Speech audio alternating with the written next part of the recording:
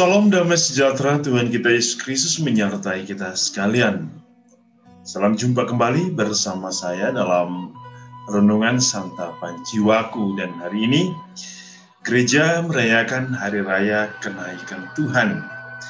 Oleh itu saudara-saudari, kita diundang semua untuk merayakan perayaan ini dengan sukacita, dan kita juga diundang untuk merenungkan misteri cinta Tuhan dan bagaimana Allah menyatakan cintanya di dalam kehidupan kita.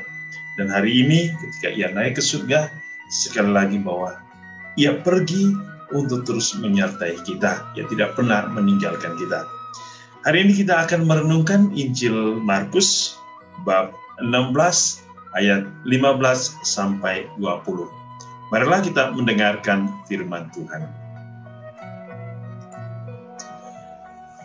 Inilah Injil Yesus Kristus menurut Markus. Pada suatu hari Yesus yang bangkit dari antara orang mati menampakkan diri kepada ke-11 murid dan berkata kepada mereka, "Pergilah ke seluruh dunia, beritakanlah Injil kepada segala makhluk. Siapa yang percaya dan dibaptis akan diselamatkan, tetapi siapa yang tidak percaya akan dihukum. Tanda-tanda ini akan menyertai orang-orang yang percaya. Mereka akan mengusir setan-setan demi namaku. Mereka akan berbicara dalam bahasa-bahasa yang baru bagi mereka. Mereka akan memegang ular, dan sekalipun minum racun maut, mereka tidak akan mendapat celaka. Mereka akan meletakkan tangannya atas orang sakit, dan orang itu akan sembuh." Sesudah berbicara demikian kepada mereka, terangkatlah Tuhan Yesus ke surga, lalu duduk di sebelah kanan Allah. Maka pergilah para murid memberitakan Injil ke segala penjuru, dan Tuhan turut bekerja dan meneguhkan firman itu dengan tanda-tanda yang menyertainya. Demikianlah sabda Tuhan. Terpujilah Kristus. Saudara-saudari yang dikasihi Tuhan, hari ini kita merayakan perayaan Hari Kenaikan Tuhan.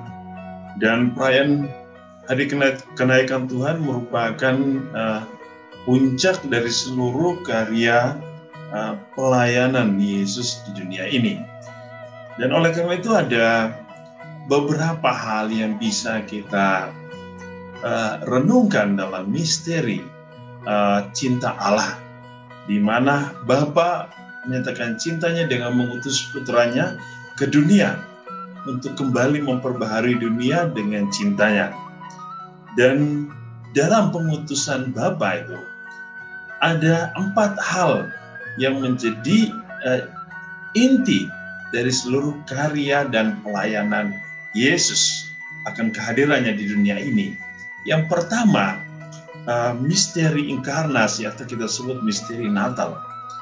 Misteri Natal adalah kelahiran Tuhan, di mana Yesus datang ke dunia untuk kembali memperbaharui hidup manusia, gambaran rupa Allah, dan untuk menjadi putra Allah yang akan menjadi perantara antara manusia dengan Bapa. Dan dalam seluruh kehidupan Kristus yang menyatakan cintanya dengan mewartakan, dengan menyembuhkan, dengan menyatakan cinta kasih Bapa dalam diri orang-orang yang membutuhkannya. Dan ia membuktikan cinta itu dengan begitu banyak pelayanan dan karya-karya yang ia nyatakan kepada para murid dan juga kepada orang-orang yang terus mengikutinya dan mencari dia. Peristiwa kedua adalah yang kita sebut dengan peristiwa sengsara dan wafat. Peristiwa ini adalah kita sebut dengan peristiwa penebusan. Salib merupakan puncak dari penebusan Kristus. Salib menjadi puncak di mana Kristus menyatakan cinta yang sehabis-habisnya kepada manusia. Di sini Kristus mau menunjukkan kepada manusia bahwa ia sungguh mencintai manusia. Ia ingin tidak ada satu manusia pun yang binasa oleh karena dosa. Oleh karena itu melalui salib, Yesus mengundang semua orang untuk dileburkan dosanya di dalam darah dan air Kristus, untuk bersatu dengan salib Kristus. Dengan salib Kristus, maka dosa manusia kembali dibersihkan, dikuduskan, dan manusia hidup di dalam Allah dan rahmat Allah itu. Dan setelah puncak kematiannya, kita melihat kembali bagaimana Yesus menyatakan kekuasaannya dalam peristiwa Paskah yang kita sebut dengan peristiwa kebangkitan Tuhan. Peristiwa kebangkitan Tuhan mau menunjukkan kepada kita bahwa dunia harus dikalahkan, kegelapan harus dihancurkan. Tuhan harus hidup sebagai Allah yang menerangi kehidupan manusia dengan menghancurkan kegelapan bumi. Dengan kebangkitannya dari kematian, Yesus mau menunjukkan kepada kita, Ia adalah sulung dari kebangkitan. Dan setiap orang yang akan mati, mengalami kematian di dalam iman kepada Allah, akan dibangkitkan pula bersama Kristus. Sehingga kehidupan manusia tidak bertahan di dalam kegelapan dunia, tetapi akan dibangkitkan untuk bersatu dengan kemuliaan Allah di surga. Dan yang keempat, peristiwa kenaikan Tuhan hari ini menjadi puncak dari seluruh karya hidup Allah, di mana Tuhan Yesus menyatakan cintanya sehabis-habisnya kepada dunia, dan kenaikannya ke surga. Ia ingin mau menunjukkan kepada kita tujuan hidup orang beriman, yaitu surga. Oleh karena itu, dalam perayaan Hari Raya Kenaikan Tuhan, ada beberapa poin atau makna yang kita bisa petik dari perayaan kenaikan Tuhan hari ini. Dan yang pertama, kita bisa lihat di dalam Injil dalam Injil Tuhan, bahwa Tuhan Yesus hari ini menggenapi nubuat para nabi. Dalam Injil Lukas bab 24 ayat 44-45, Yesus berkata, "Inilah perkataanku yang telah kukatakan kepadamu ketika aku masih bersama-sama kamu, yakni bahwa harus digenapi semua yang tertulis tentang aku dalam kitab Taurat Musa dan kitab nabi-nabi dan kitab Mazmur." Di sini Yesus mau menyatakan bahwa dengan kenaikannya ke surga, Ia menggenapi apa yang telah dinubuat oleh para nabi dalam kitab Taurat, kitab para nabi, dan juga kitab Mazmur. Yang berikut, kita akan melihat bahwa apa sesungguhnya menjadi makna yang kedua. Bahwa dengan kenaikan Yesus ke surga, Ia sesungguhnya mempersiapkan tempat bagi kita orang-orang beriman. Dalam Yohanes bab 14 ayat 1-3 Ia berkata, "Di rumah Bapakku banyak tempat tinggal. Jika tidak demikian, tentu aku mengatakannya kepadamu.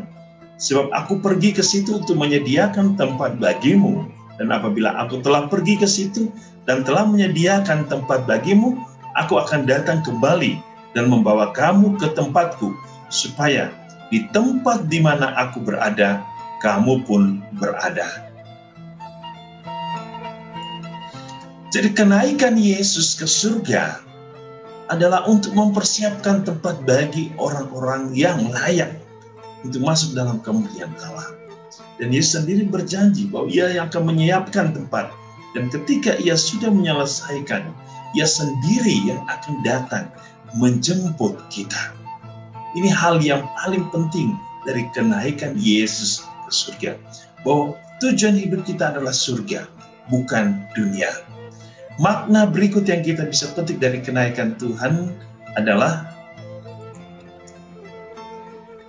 dengan kenaikan Yesus ke surga, Ia akan mengutus Roh Kudus bagi kita, Roh kebenaran, Roh penghibur, Roh penolong bagi kita. Dalam Yohanes bab 16 ayat 7 mengatakan, "Namun benar yang kukatakan ini kepadamu adalah lebih berguna bagi kamu jika aku pergi.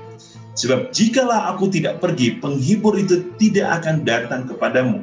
Tetapi jikalau aku pergi, aku akan mengutus Dia kepadamu."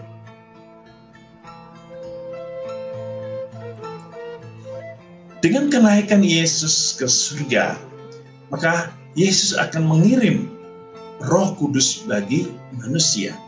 Roh Kudus inilah yang akan tinggal di dalam hati manusia. Seperti kata Santo Paulus, bahwa diri kita, hidup kita, jiwa kita, hati kita telah menjadi bait Allah Roh Kudus. Yang berarti Allah Roh Kudus tinggal di dalam hati setiap orang. Allah Roh Kudus akan memperbaharui hidup setiap orang, hidup keberimanan, supaya setiap orang diarahkan oleh Roh Kudus kepada kebenaran sejati.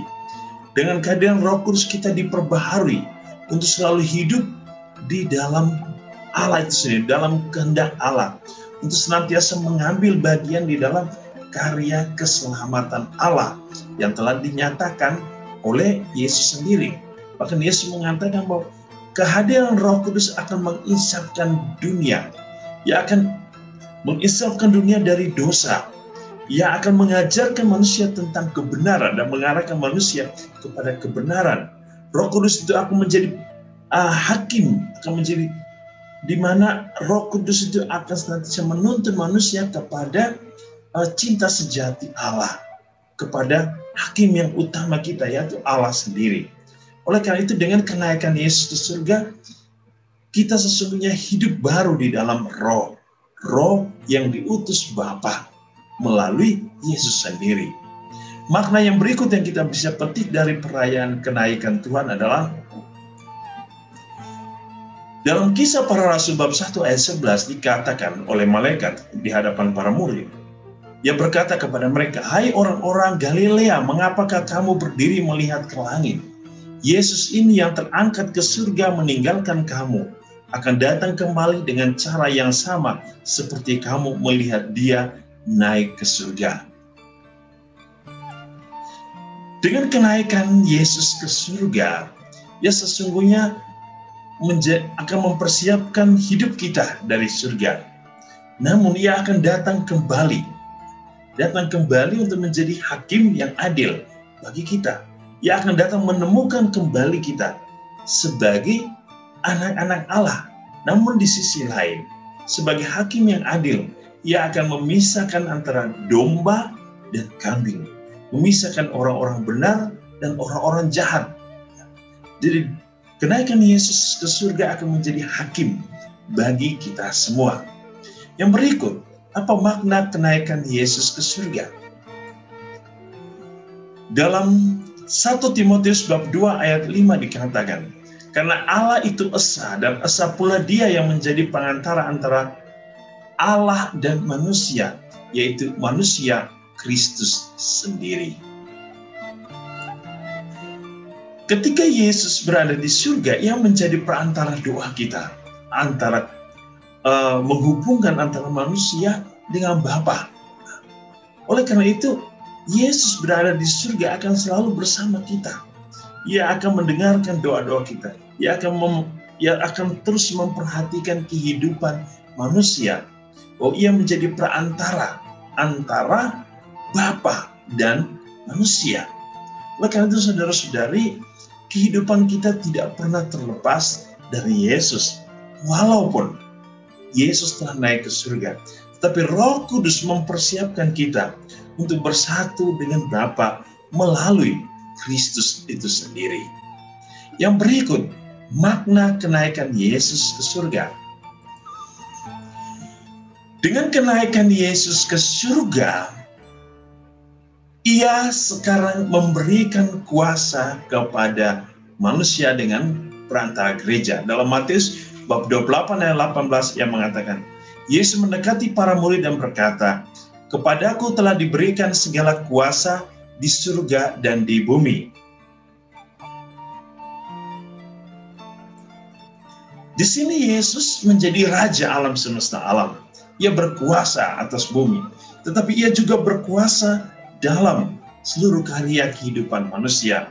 Sehingga dalam Injil Markus hari ini, ia mengutus setiap orang dengan membawa kuasa dari Allah yang diberikan oleh Yesus sendiri kepada para murid. Pergilah ke seluruh dunia, beritakanlah Injil kepada segala makhluk. Kuasa dari sang raja yang sudah bertata di sebelah kanan Bapa diberikan kepada manusia, diberikan kepada para murid untuk menyatakan cinta Allah, untuk bersaksi tentang kebenaran Allah, untuk bersaksi dan membangun kerajaan Allah di dunia ini. Saudara-saudari, itulah makna dari kenaikan Tuhan Yesus ke surga. Dengan demikian kita bisa memahami bahwa Yesus harus naik ke surga. Ia harus mempersiapkan tempat bagi kita, yang menunjukkan arah dan jalan yang harus kita tuju, yaitu surga. Namun, Ia juga memberikan kuasa kepada manusia untuk menyatakan cinta Allah di dalam kehidupan kita. Semoga melalui perayaan kenaikan Tuhan hari ini, kita semua juga diangkatkan hati kita untuk mengarahkan hidup kita hanya kepada Allah yang bertata di surga. Allah yang menjadi perantara doa kita, Allah yang menjadi raja dan hakim bagi kita, Allah yang menjadi cinta sejati bagi manusia dengan karya penebusannya. Semoga Tuhan memberkati kita dan kita boleh bersuka cita merayakan perayaan kenaikan Tuhan kita Yesus Kristus. Tuhan memberkati kita dengan berkat-Nya yang berlimpah. Dalam nama Bapa, Putra, dan Roh Kudus. Amin.